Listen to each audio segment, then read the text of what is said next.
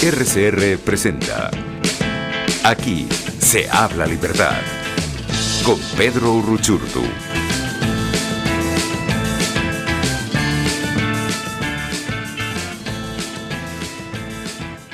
Vladimir Putin le ha declarado la guerra a Occidente. El tirano de Rusia lo ha hecho a través de la invasión a Ucrania frente a un Occidente que, a pesar de haber tenido desde hace semanas todos los indicios de sus intenciones gracias a los servicios de inteligencia, optó por el apaciguamiento y la subestimación, una vez más, en lugar de frenarlo. Putin ha decidido avanzar mientras el mundo bueno retrocede, dejándole el terreno libre a los criminales y sus socios para hacer lo que quieran y preparándose para las ya predecibles medidas que las democracias del mundo pueden tomar contra ellos.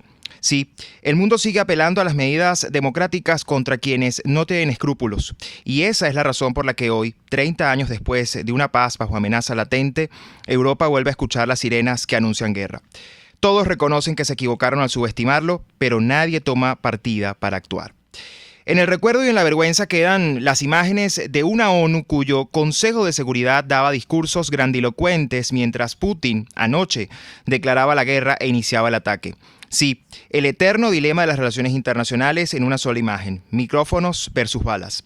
Hoy la realidad es que el desconcierto de Occidente, por lección propia, es su mayor debilidad y también es la fortaleza del tirano ruso porque sabe que puede avanzar mucho más sin que nadie lo detenga. No hubo la voluntad de hacerlo antes y ahora será más difícil detenerlo. La ONU habla mucho de su carta, pero atrás parece haber quedado el famoso artículo 51 que habla del inherente derecho a la legítima autodefensa individual y colectiva cuando un país miembro de la organización resulta atacado. La corrección política, la diplomacia estéril y el apaciguamiento se impusieron creyendo que con eso lograrían calmar al monstruo que hoy ataca militarmente, pero que tiene años atacando por múltiples frentes desde lo financiero hasta lo ciberespacial, anunciando su llegada inminente. Occidente creyó que el apaciguamiento les traería paz y fue la realidad la que se encargó de declararle la guerra. Putin durante mucho tiempo se contuvo por las razones que sean, desde una mano dura en la Casa Blanca o un amigo, hasta lo que parecía un mundo consciente de los desafíos de la seguridad y de la defensa y que, hasta hace unos años, parecía dispuesto a todo para responder. Eso cambió y Putin lo sabe. Por eso sigue hacia adelante y ataca, cargándose a todo el derecho internacional, a todo el sistema de contención que por mucho tiempo estudió hasta saber cuál era su punto débil. Por ingenuidad o cobardía, nuestro hemisferio hoy se debate sobre su propia existencia, mientras Rusia, China, Irán, Turquía y tantos otros comienzan a percibir que es su momento estelar. Usted que me escucha, amigo venezolano, dentro o fuera del país, sepa que esto nos afecta directamente. Por un lado, el régimen criminal, al igual que el régimen castrista y de Ortega, saben perfectamente que se han congraciado con Putin. Además, el régimen venezolano ha convertido aún más a nuestro territorio en parte de un conflicto que sabemos cómo empezó, pero cuyas consecuencias son inimaginables. No olvidemos que viene denunciándose la presencia militar rusa en territorio venezolano, junto a radares en la frontera y mucho más. Allí hay un teatro de operaciones que puede desatar lo peor si no entendemos la magnitud de lo que enfrentamos. Por eso es que Occidente debe reaccionar aunque sea tarde. No frenaron a Putin y ahora es Putin quien arremete contra ellos y los paraliza.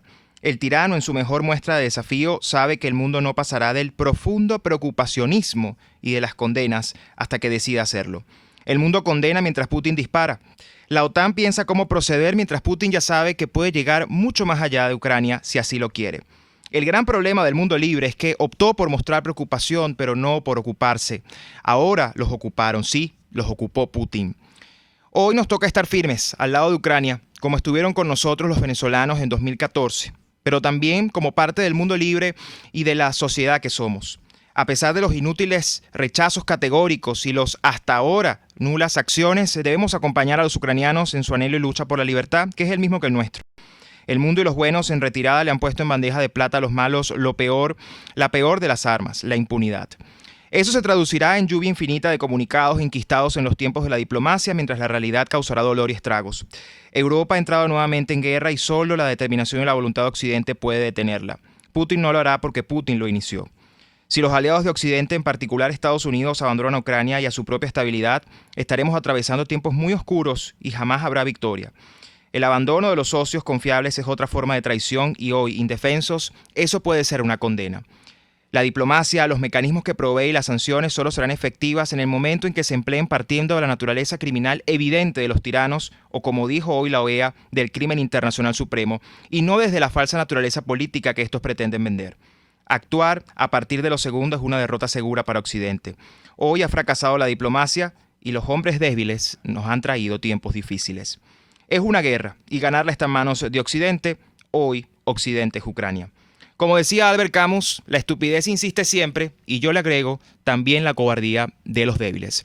Bienvenidos amigos a otro Aquí se habla libertad, como todos los jueves acompañándoles por la señal de Radio Caracas Radio. Hoy pues con este editorial en un momento en el que sí, el mundo amanece en guerra, Europa en guerra nuevamente. Obviamente en lo que significa el análisis de cosas que están ocurriendo en este momento. Estamos en el desarrollo pues, de múltiples frentes abiertos, pero lo cierto es que Rusia y Vladimir Putin han decidido avanzar frente a los ojos de un mundo que hoy todavía está atónito viendo cómo responderles, y por supuesto será la noticia que estará rompiendo el celofán, como dicen por allí, durante todo el día y durante los próximos días. En la dirección general de la estación, Jaime Nestares; en la gerencia de producción, Willy Zarcaya; en la producción, Catherine Manzano y Justo Navarro; en los controles, José Gregorio González, y quien les saluda en la conducción, Pedro Urruchurtu.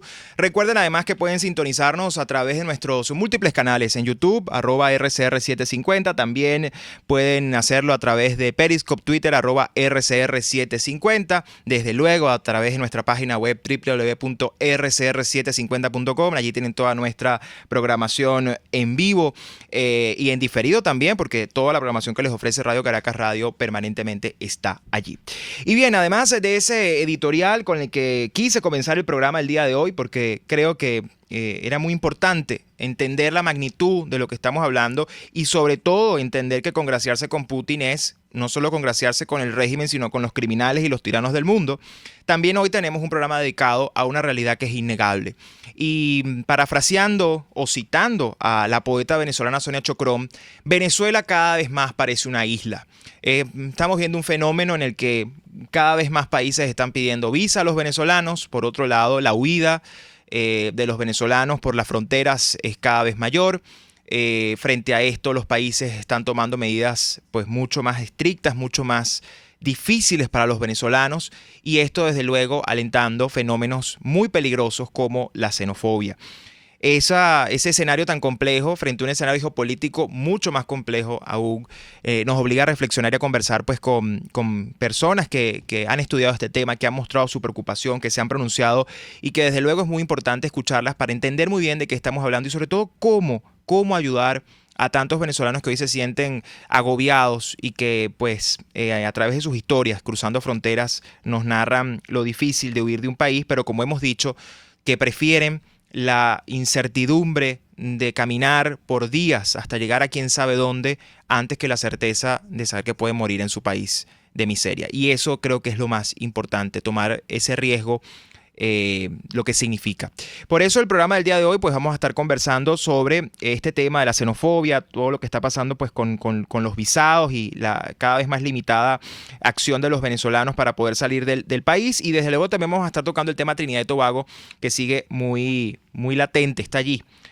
Muy presente en los venezolanos. Ya tenemos a Claudia en línea. Perfecto, vamos a darle la bienvenida a nuestra primera invitada, Claudia Vargas, socióloga de la UCB, magíster en ciencias políticas, experta en temas de migración, alguien que además le ha estado haciendo seguimiento al tema, sobre todo con este tema de los visados y con todo lo que está pasando con el fenómeno de la xenofobia, así que con ella vamos a conversar. Nos interesa mucho tener su punto de vista. Bienvenida, Claudia, aquí se habla libertad, esta es tu casa, gracias por acompañarnos.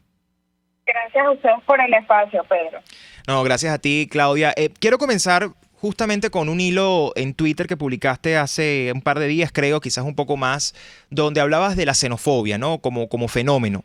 Porque, bueno, estamos viendo incluso esta publicación que hasta ahora no se conoce a ciencia cierta. Obviamente no ocurrió, pero en el momento que surgió no se sabía si era una mentira, era un fake news, pero esto de la noche contra los venezolanos en Chile, ¿no? La persecución contra los venezolanos en Chile. Sin embargo, vemos lo que está ocurriendo en la frontera de Chile, muy grave, y cada vez más frecuente el fenómeno de la xenofobia. Cuéntanos un poco tu lectura de este tema, cómo lo podemos entender y hacia dónde apunta todo esto en un momento en el que los venezolanos pueden llegar a sentirse presos en su país, pero al mismo tiempo presos afuera. Sí, fíjate, el tema de la xenofobia es altamente complejo. ¿En qué sentido? En que estamos hablando de que su definición normal, y yo la decía en el hilo que tú mencionas, es, bueno, el rechazo o el miedo, entre comillas, al extranjero, ¿no? O a lo que le es extranjero, a lo que le es ajeno. Entonces yo hacía una diferencia entre este término y el que Adela Cortina acuñaba sobre aporofobia, ¿no? Porque Correcto. a los países normalmente, bueno, llegan extranjeros por trabajo, por turismo, y creo que la visión de Adela Cortina es muy eurocéntrica, quizás más por la actividad que ellos tienen allá, bueno, con respecto al turismo, etcétera. Y lo escalaba al caso latinoamericano porque resulta que la migración venezolana es algo que viene pasando desde finales de los años 80, ¿no? Y que se ha complejizado por la vulnerabilidad de las personas que salen desde el año finales de 2014, 2015 en lo sucesivo, ¿no? Eso es lo que nos pone en un contexto para las personas que nos escuchan, es una migración de tipo mixta. Es decir, dentro del mismo flujo migratorio conviven personas que tienen altos niveles de vulnerabilidad que incluso calificarían para la solicitud de un refugio, pero también migrantes, es decir, personas que pueden planificar su proceso migratorio, que tienen papeles, que tienen a dónde llegar, que probablemente tienen doble nacionalidad de algunos países latinoamericanos. Entonces la situación de cada uno es diferente, pero sí es muy importante aclararle a las personas que nos escuchan, Pedro, que según los propios números de ACNUR o de la plataforma que actualiza todo el tiempo el tema migratorio, la mayoría de los venezolanos que está ahora en Latinoamérica se encuentran en una necesidad de protección, porque la mayoría están en una condición irregular. Y ahí es cuando comienza este tema de, entre comillas, qué tipo de venezolano es, ¿no? Porque hemos visto todo tipo de expresiones, es decir, los venezolanos que vienen, todo esto entre comillas, los venezolanos que vienen a robar, los venezolanos no vienen a quitar el trabajo, la hipersexualización de las mujeres venezolanas con respecto a otros temas culturales sobre para qué tipos de trabajo sirven, etcétera, porque digamos por género esto tiene una diferenciación muy importante. Y lo que es más grave, todo es grave, pero lo que es más grave desde mi punto de vista es la vocería oficial. Estamos hablando que los principales receptores de venezolanos son países de la región que han reconocido la emergencia humanitaria compleja, y con todos los cambios políticos que ha habido en Latinoamérica, porque eso también hay que decirlo, o sea, son los mismos presidentes hace 2, 3 años, sí. Las políticas migratorias en cuanto a frenar, entre comillas, la migración venezolana han sido las mismas.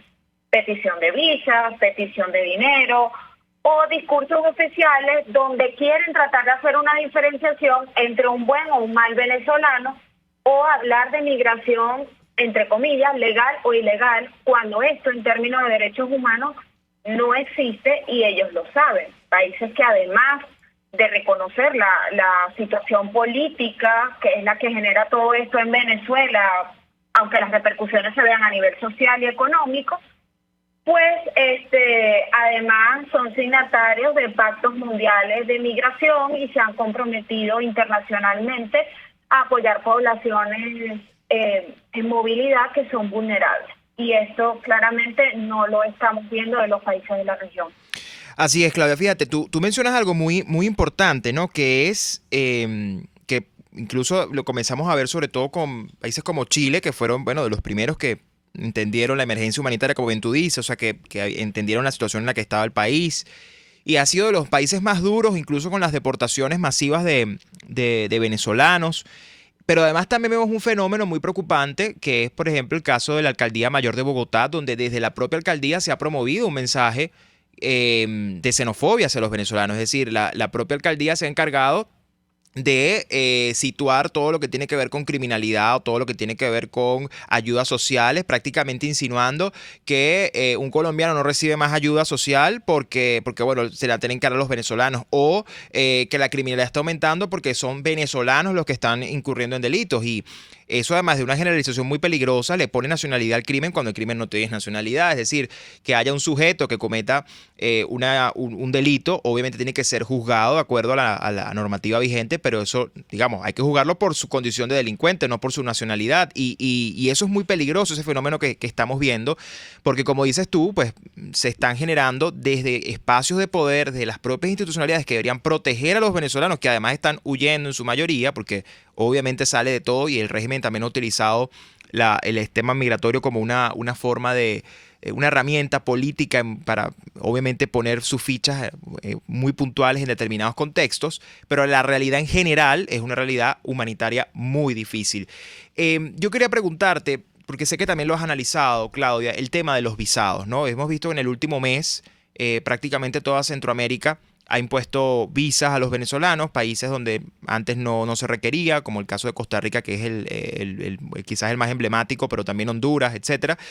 Siguiendo un poco los pasos de México, y que todo apunta que, además de lo que muchos creen que es un tema lucrativo, es decir, y lo podemos conectar con esta idea de la porofobia, es decir, bueno, solo entra el que puede pagar la visa y paga la visa de turista y, bueno, limitadamente, etcétera. Lo más preocupante es que pareciera que es una línea que proviene de probablemente los Estados Unidos, pidiéndole a estos países de Centroamérica control frente a lo que ha sido un desbordamiento de la migración venezolana hacia Estados Unidos por la frontera sur. ¿Qué lectura le damos a este tema de los visados? Y si tú crees que cada vez será más, o sea, si esto crees que es un movimiento indetenible, haciendo del pasaporte venezolano ya uno de los menos libres del mundo. Sí, es muy interesante tu pregunta, Pedro, porque para las personas que nos escuchan, hay como un efecto dominó en la región, ¿no? Empezando, bueno, digamos, por los principales receptores, excepto Colombia. Eso hay que dejarlo claro, porque sí, Colombia, a pesar de las debilidades que pueda tener en su tema migratorio y de las dificultades que tiene en ser uno de los mayores receptores de inmigrantes en el mundo actualmente, en este caso los venezolanos, pues ha actuado en función de tratar de proteger a estas personas, sí, ¿no? Insisto, hay pros, hay contras, sí, pero allí te atajo rapidito antes de que continúes, porque bueno, muchos argumentan que esto es así, porque bueno, primero es inevitable, en el sentido con una frontera de 2.000 kilómetros, la más grande, y con tantos pasos ilegales, es imposible no ocuparse de este tema. Y ciertamente, como dices tú, yo creo que Colombia ha sido el país que mejor se ha comportado con los venezolanos.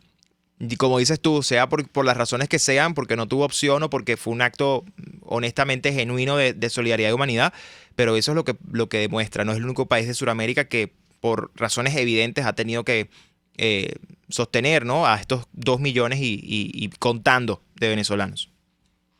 Sí, entonces en esa línea, los países latinoamericanos, cuando uno comienza a ver la fecha en la que comienzan a solicitar visas, todos comienzan a hacerlo como más o menos al mismo tiempo, ¿no?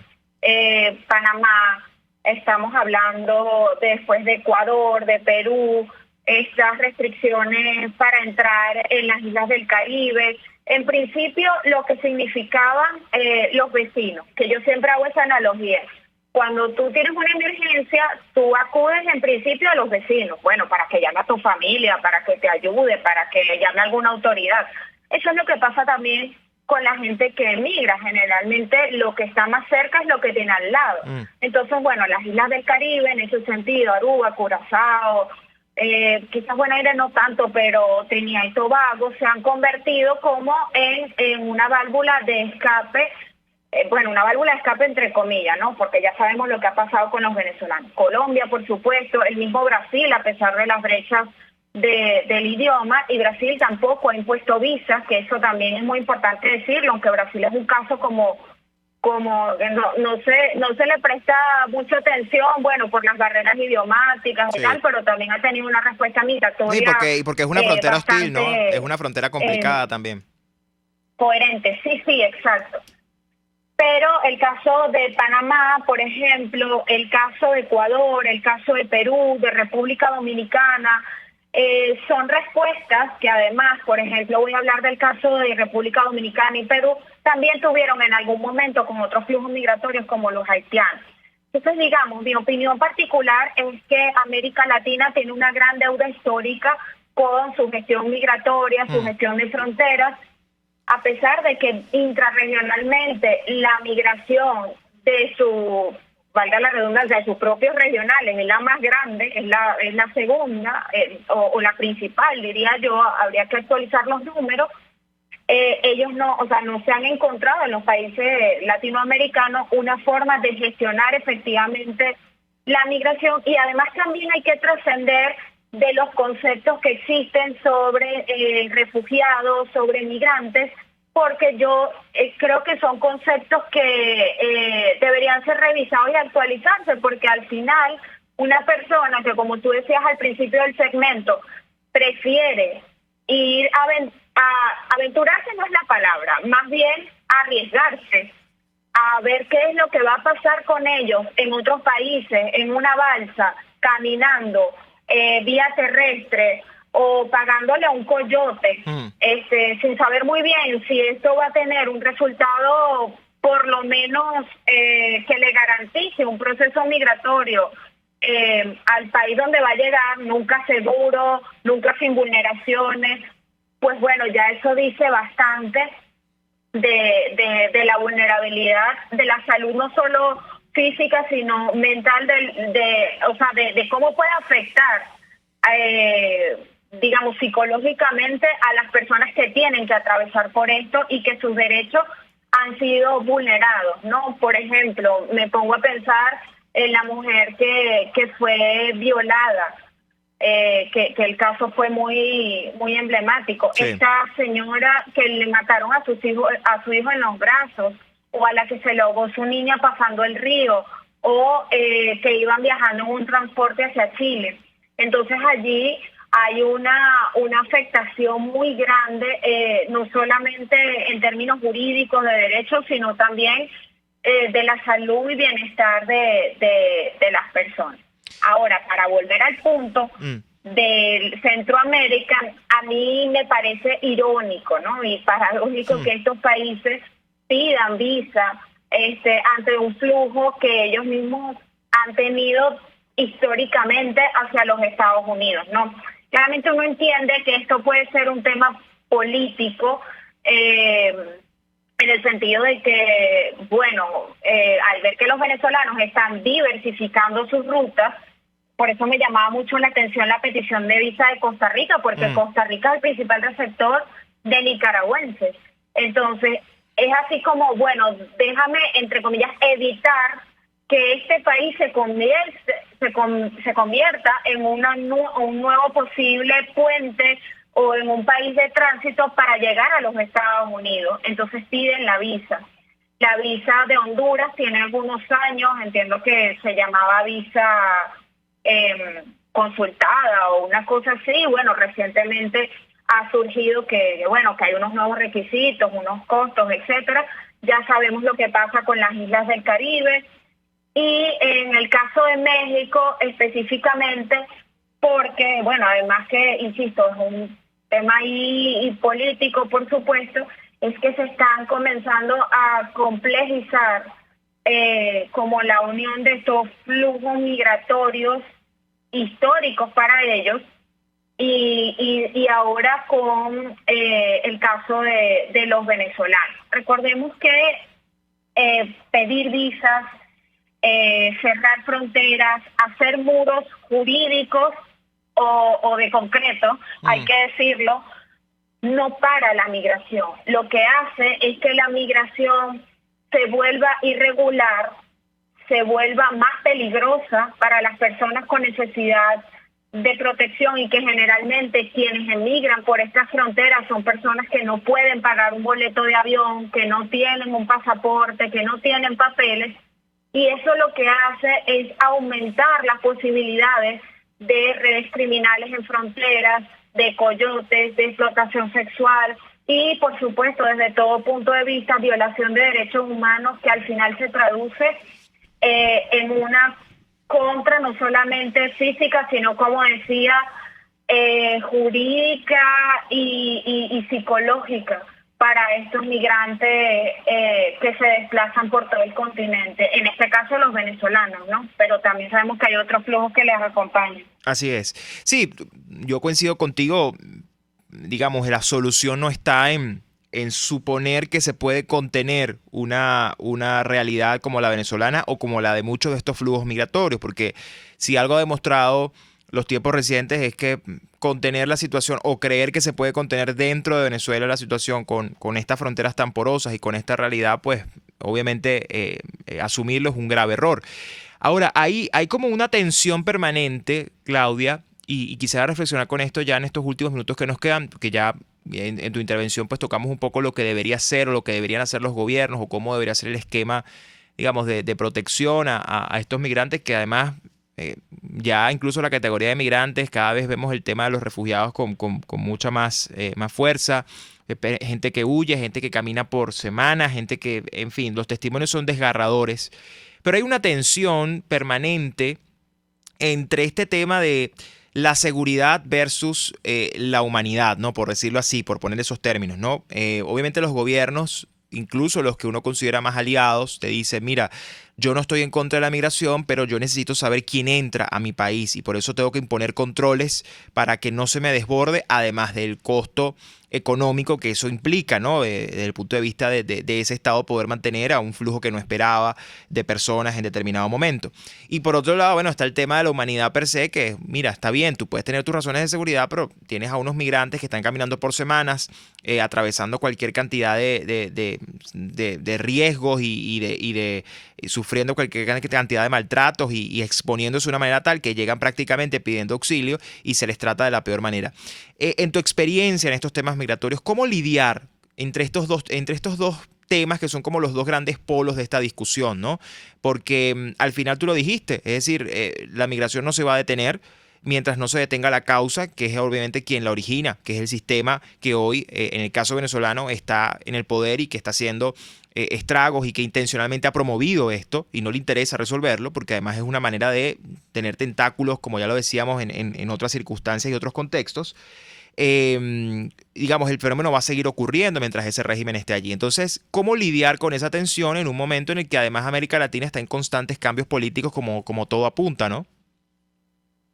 Sí, esa es una pregunta que me han hecho otros colegas y que es compleja de responder, Pedro, porque, a ver, cada país tiene un contexto, tiene unas leyes migratorias y quizás pareciera fácil que nosotros como venezolanos dijéramos, bueno, la salida es la regularización, porque hay personas, funcionarios de gobierno que te dicen, bueno, claro, tú eres venezolana, tú dices que lo más fácil es esto. Pero la verdad es que administrativamente y con respecto, y eso ya sí es una opinión muy personal, creo que no ha habido la suficiente voluntad política para el reconocimiento de estas personas, sobre todo las que tienen necesidad de protección, porque el camino debería ser hacia el reconocimiento, primero de estas personas y de su situación. Como tú bien lo acabas de decir, o sea, no estamos hablando de unas personas que llegaron de la nada y ya, estamos hablando de que vean huyendo de una emergencia humanitaria compleja, cada uno la vive en distintos niveles, algunos tendrán unas condiciones con respecto a otros, es decir, por ejemplo, unos emigraron con papeles, otros no, unos serán profesionales, otros no, y quizás esa es una parte compleja, pero el primero es el reconocimiento y caracterización de estas personas. Lo segundo es que todo debería apuntar hacia una integración y una regularización. ¿A través de qué? Bueno, de programas. Por ejemplo, Colombia tiene este programa del Estatuto Temporal de Protección. Insisto, uno puede decir que tiene sus debilidades en cuanto al principio de no devolución y cosas muy técnicas específicas de la migración, pero al final termina siendo una respuesta, ¿no? Y la integración, Pedro, y las personas que nos escuchan no deben ser solamente jurídicas. Y aquí quiero enfatizar un punto. si tú tratas el tema migratorio, tú como gobierno, quiero decir, Sí. Desde el punto de vista de seguridad, porque fíjate, en Chile la maneja el Ministerio de Interior y Justicia, eso desde todo punto de vista es un mensaje, es un problema de seguridad nacional. Lo mismo pasa con Trinidad y Tobago. Si tú lo manejas desde ese punto de vista, tú lo que vas a hacer es romper las redes o el tejido social cotidiano del inmigrante, en este caso, con la población de acogida. ¿Cómo puedo confiar en ti si mis autoridades dicen que tú vienes a robar, que tú me vienes a quitar el trabajo, que vienes a colapsar los servicios básicos, cuando hay estudios sobrados de la academia donde se dice, por ejemplo, que los migrantes tienen una altísima, contribución en las economías de los países receptores que lo saben aprovechar? En el caso de la migración venezolana, y recientemente acaba de salir un artículo donde dice que son de los más altamente calificados, por ejemplo, en los Estados Unidos, y eso no es tan diferente en América Latina y el Caribe.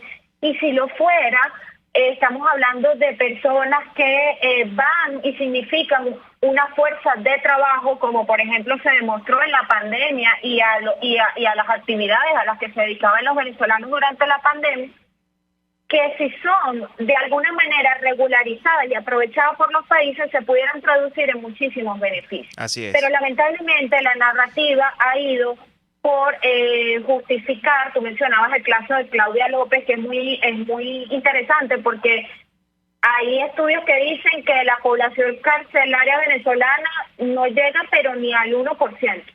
O sea, que quienes cometen criminalidad en Colombia no son venezolanos. Que fueron a colapsar servicios y que aumentan la criminalidad también está estudiado. ¿Quiénes son? Están tipificados. Los países de América Latina tenemos problemas de vieja data que no produjo la migración venezolana, eso es la verdad, pero han elegido la narrativa de criminalizar y hacer de la migración algo negativo. Entonces yo creo que en tanto eso siga ocurriendo y se mantenga esta política, pues no va a haber una integración efectiva social ni jurídicamente. Y ya jurídicamente sabemos que es preferible pedir una visa y eso es una opinión quizás muy personal y probablemente muy emotiva porque soy venezolana, ¿no? Claro. Pero desde el punto de vista migratorio, la gestión... no hay como una receta única, eso hay que decirlo. Así para es. Latinoamérica, para el mundo. O sea, la migración es una cosa que se puede presentar muy particular.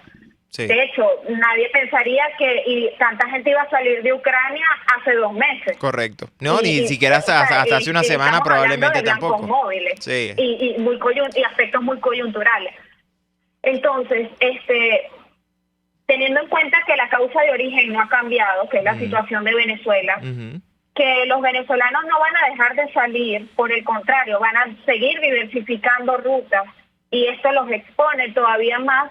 Yo creo que los gobiernos ya deberían pensar, así como los organismos multilaterales que se encargan de todo este tema de la migración y los voceros que hablan sobre migración en Latinoamérica y de venezolanos, enfocarse a construir esos puentes en cómo pueden ayudar en esos países a los venezolanos que están allí, apoyarlos en ir hacia una regularización que no está sencilla, hay que decirlo, pero lo más importante, que ellos encuentren representación para el respeto de sus derechos humanos.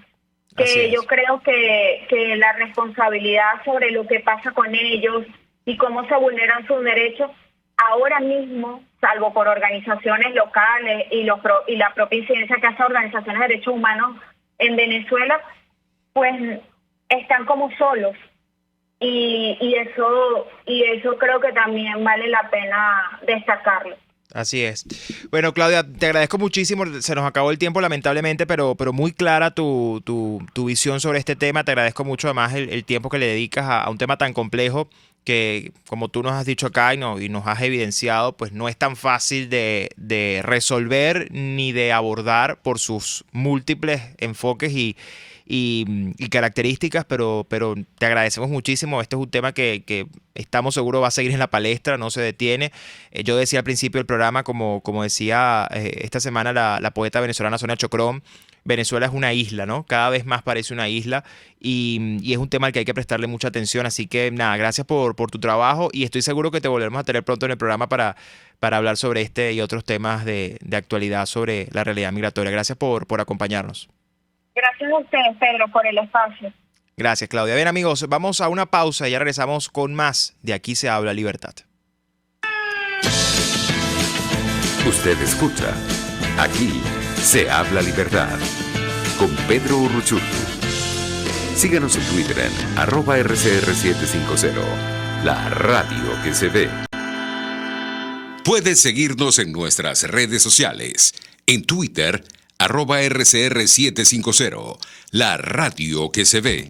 Y ahora quiero hablarte de la estación de servicio del Club Hípico, esa misma frente al Terras Plazas. Te invito a que la sigas en su Instagram, @BPTerrazas, donde en su historia están informando permanentemente la dinámica diaria en cuanto al servicio de surtido de gasolina. Con todos los mecanismos de pagos, la bomba Terrazas del Club Hípico cuenta con una gran tienda de conveniencia donde podrás encontrar todo lo que necesitas, tanto para ti como para tu carro, y también con atención de baterías Duncan.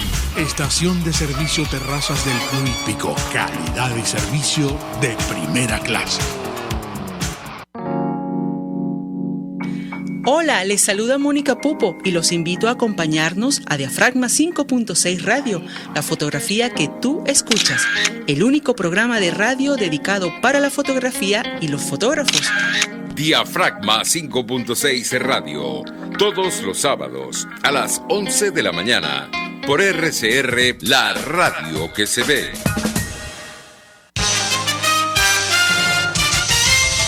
Informe RCR presenta titulares. Asamblea Nacional Chavista debatirá este jueves un proyecto de acuerdo y respaldo a la decisión de Rusia de haber invadido Ucrania. Usuarios reportaron este jueves paro técnico de transporte en gran parte del estado Aragua. Vicepresidente de Consecomercio alertó que los destinos turísticos como Mérida solo tienen reservado el 40% de su capacidad. Más allá de nuestras fronteras, Suiza condenó ataque ruso a Ucrania e instó a Putin a retirar sus tropas. Así lo informó el ministro de Relaciones Exteriores de ese país. Tras más de 10 horas, Rusia continúa sus ataques en contra de Ucrania, tras la orden del presidente Vladimir Putin de avanzar con operación militar. Y en los deportes, el Atlético de Madrid empató 1-1 con el Manchester United este miércoles 23 de febrero, en la ida de octavos de final de la Champions League, dejando completamente abierta la eliminatoria. Hasta aquí los titulares de esta hora, les informó Helen Machado. Sigan con la programación de su RCR.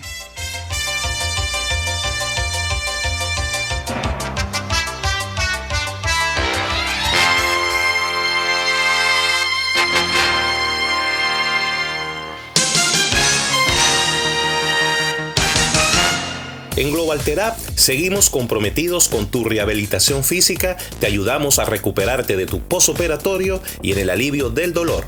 Búscanos en el Centro Comercial Multiplaza Paraíso Nivel Empresarial 2 a través de Twitter e Instagram o llámanos al 0412-256-1104. Y no olvides lavarte las manos con agua y jabón y cumplir con el distanciamiento social. Global Therapy y despídete del dolor.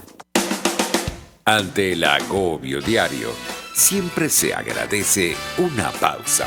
De lunes a viernes, Verónica Oliveros te trae un cafecito para el alma en Sin Estrés, la revista radial de Radio Caracas Radio, con música, cultura, salud, emprendimiento, terapia, astrología y más. Cada tarde a las 3 nos ponemos en modo Sin Estrés por RCR, la radio que se ve.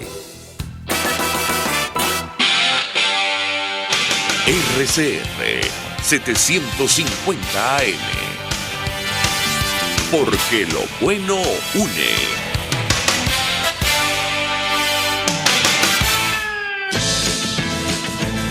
Les estamos presentando Aquí se habla libertad con Pedro Urruchurtu por RCR.tv, la radio que se ve.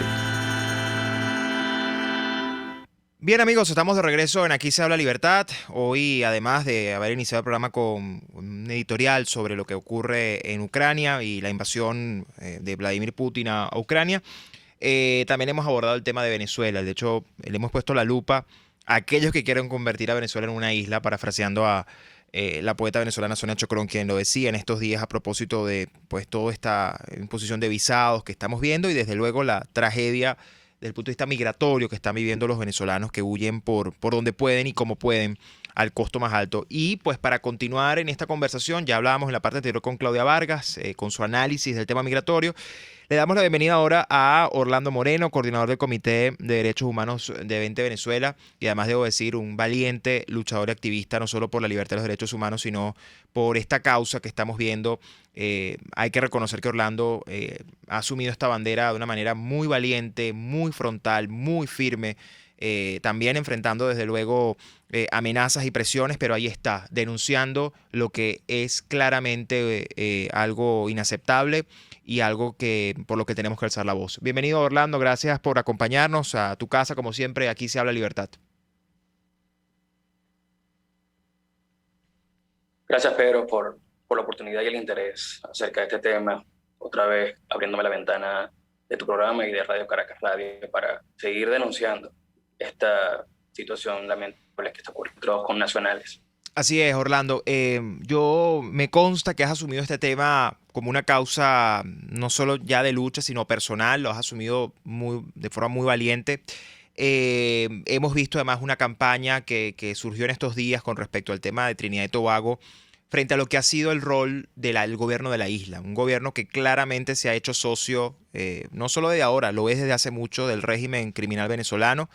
El gobierno de la isla que pues claramente ha decidido demostrar sin ningún tipo de escrúpulos, sin ningún tipo de tacto, de la peor manera, que no están dispuestos a aceptar a venezolanos en la isla.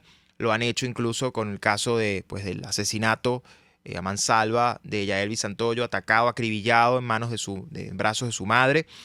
Y pues todo lo que ha sido la humillación a ella, a la familia, todo este proceso, además casi que mostrándolo públicamente de la manera más despiadada, como si fuera un castigo ejemplarizante y como si fuéramos delincuentes. Quiero comenzar por este caso porque además ese es un caso que yo sé que conmocionó a Venezuela, es un caso que ha afectado emocionalmente al país. Y es un caso del que hoy más que nunca hay que demandar justicia, no solo por él, por el bebé asesinado, por su familia, sino por cada uno de los venezolanos que suma a la tragedia, ya sea porque naufragan, ya sea porque los persiguen, ya sean porque sufren lo que sufren cuando les toca huir del país. ¿Cómo está este caso ahora?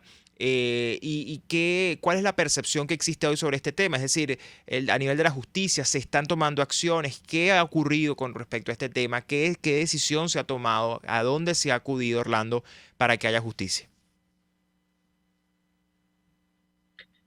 Bueno, pero gracias nuevamente. La verdad es que hay que comenzar por señalar algo.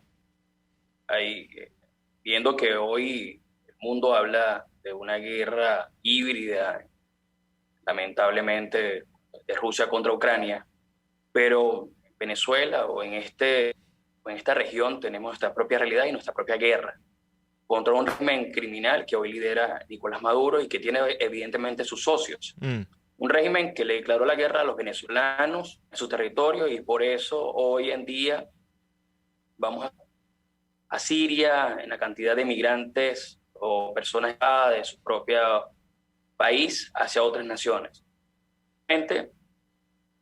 Vemos que los socios también de Nicolás Maduro le declaran la guerra a los venezolanos y hablo específicamente de Kay Rowe, el primer ministro de Trinidad y Tobago, que viendo esta oleada de migrantes que se lanzan al mar para cruzar, para resguardar su vida hacia Trinidad y Tobago, él desde hace tiempos atrás lo ha recibido de la manera más dantesca posible, creando una persecución, maltratos psicológicos y maltratos físicos, detenciones, expulsiones, y bueno, en este caso recibe a venezolanos ahora con tiros. Evidentemente, esta es una declaración de guerra que, sin duda alguna, hay responsables. Y el primero es Nicolás Maduro, crear una política criminal en Venezuela.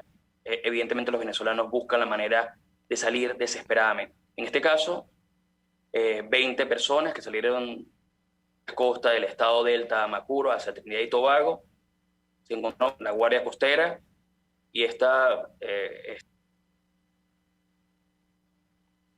Tenemos algunos problemas de conexión con Orlando, está por Zoom, pero bueno, conversábamos con él, ahí creo que lo recuperamos. hablando de 20. Ya te escuchamos, Orlando, nuevamente. Esta pequeña embarcación, este pequeño peñero se encontró con ese barco militar de la Guardia Costera de Trinidad y Tobago, donde... No, tenemos problemas. No sé si Orlando, quizás lo podemos llamar por teléfono, puede ser más fácil comunicarnos con él porque por Zoom tenemos problemas de conexión. Recordemos que Orlando está pues en el interior y la conexión puede sufrir obviamente fallas. Pero conversamos con él sobre este tema en el caso concreto de Trinidad y Tobago, porque además ha sido uno de los casos bajo el que Orlando ha asumido pues activismo muy valientemente, pero también en general con lo que está pasando. Orlando, te vamos a llamar por teléfono para comunicarnos contigo y seguir con lo que nos comentabas. Vamos a esperar a ver si logramos que conteste.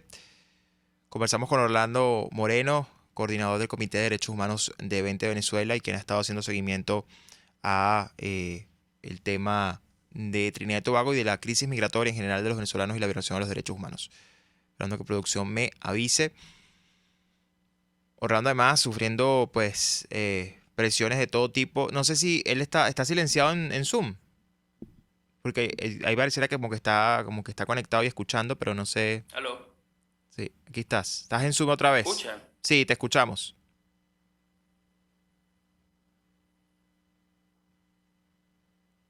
Te escuchamos, ahora no. Ahora sí, claro. Ahora sí te escuchamos. ¿Tú nos escuchas? Sí, Perfecto. los escucho. Chévere. No, si quieres, bueno, continúa, que se cortó justo cuando estabas explicando un poco pues el alcance de este tema.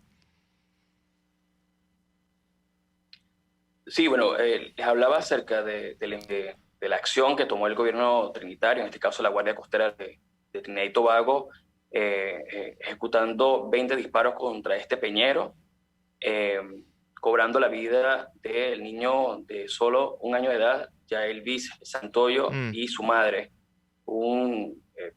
Lamentablemente un tiro a la cabeza del niño y el otro a la clavija, casi cerca del hombro derecho. Ellos fueron llevados, la mamá fue llevada al hospital de Grande en Trinidad y Tobago. El resto de las personas, incluyendo su hija, que venía también con Darielvis, la madre de Yaelvis Santoyo, fueron llevados al puerto militar Damas. Es una cárcel creada por el gobierno trinitario para tener allí a los migrantes venezolanos para luego ser deportados. Claramente, al día de hoy sabemos que estas personas que son testigos directos fueron deportadas a Venezuela. La niña fue dada en libertad al padre de Yaelvis y en este caso la madre pasó varios días en el hospital. Hubo una oportunidad donde la policía trinitaria la sacó sin recuperarse por esto para llevarla a declarar, en este caso para detenerla. Por el complicado estado de salud, por las quejas que había la señora Dari, fue regresada otra vez al hospital y fue dada en libertad para su familia. Pero claramente el régimen trinitario no los ha dejado descansar, han tenido incluso que presentarse, o tienen que presentarse toda la semana, tienen que ir prácticamente todos los viernes a presentarse a migración, el papá de Yael y la mamá de Yaelvis. Esto es una medida un poco coercitiva Claramente hay una intención detrás de todo esto, pero la intención la tiene tanto el régimen criminal de Maduro y la tiranía de Trinidad y Tobago. Ellos se esmeran en tapar el crimen que cometieron. Está claro de que la investigación para este caso debe ser externa. El gobierno trinitario no puede investigar porque ellos son incluso los que cometieron el hecho y quisieron tapar un delito con otro delito al expulsar a los testigos directos, incluso a Guiria, y fueron maltratados por el régimen criminal, que claramente fueron amenazados, incomunicados, y vivieron algunas torturas blandas, donde niños durmieron en el piso, no les dieron comida, los incomunicaron, o sea, les pedían la dirección exacta de otra manera para perseguirlos, amedrentarlos.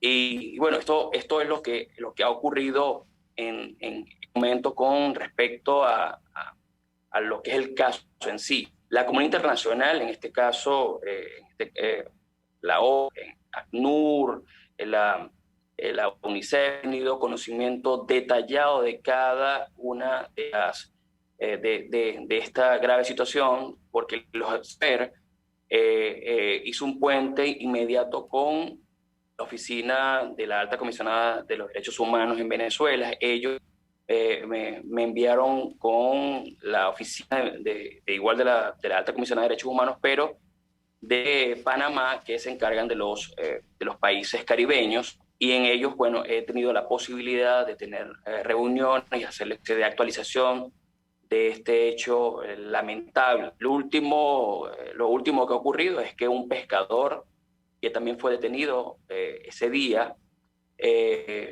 hizo una declaración jurada de este hecho, y bueno, algunos medios comunitarios pudieron develar un poco la información, dejando claro de que lo que se visibilizó en aquel momento de la tragedia y lo que habían anunciado los familiares tiene completa relación. Claramente, hoy en Trinidad y Tobago hay aproximadamente 18.500 refugiados migrantes venezolanos en Trinidad y Tobago. Y solo 15.000 tienen la posibilidad, por un otorgado por el régimen trinitario, de trabajar y poder estar en Trinidad y Tobago. Estamos hablando de que hay una suma gigantesca de 28.500 que están a la deriva e incluso viven de xenofobia, porque el Estado incluso la instaura como política, como política de Estado.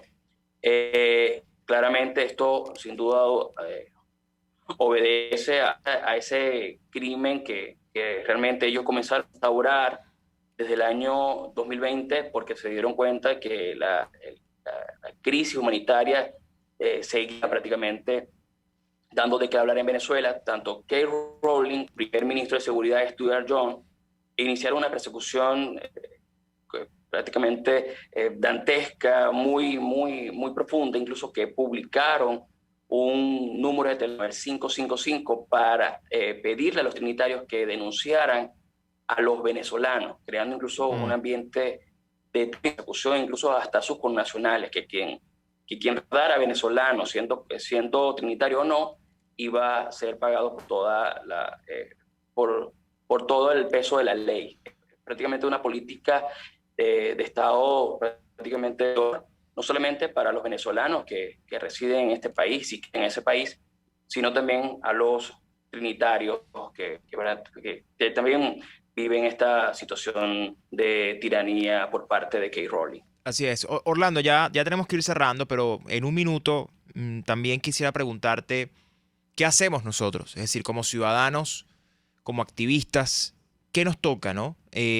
Alzar la voz, denunciar, ¿qué más hacer? Tú que más estás en un rol de defensa permanente de los derechos humanos, ¿cómo respondemos a esto?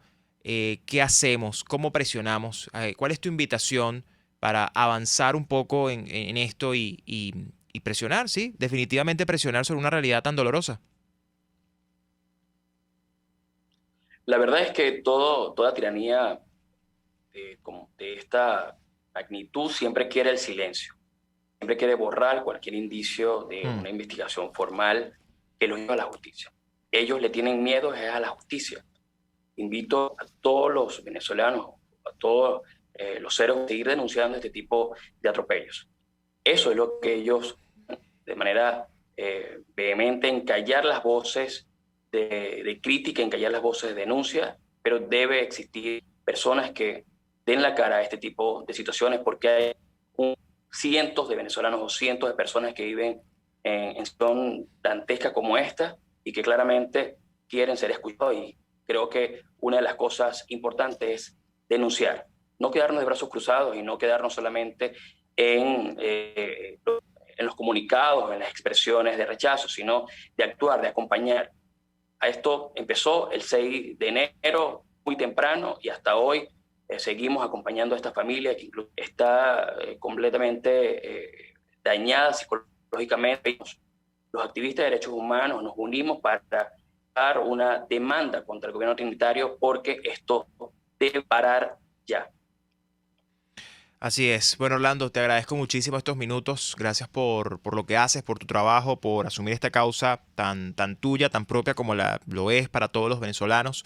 Y estaremos muy atentos a lo que ocurra con esta situación, con otras que sabemos que ocurren, que están pasando permanentemente en las fronteras y bueno, todo lo que ha significado el sufrimiento de los venezolanos que huyen. Y estoy seguro que pronto volveremos a conversar y seguiremos en contacto. Esta es tu casa siempre. Gracias por acompañarnos. Gracias, Pedro. Bien, amigos, conversábamos con Orlando Moreno, quien es coordinador de Derechos Humanos de 20 Venezuela. Y con esto llegamos al final del programa. Recuerden, por cierto, que no lo dijimos al comienzo, que este programa llega entre muchos gracias a Habibis Cakes, que no se nos puede olvidar.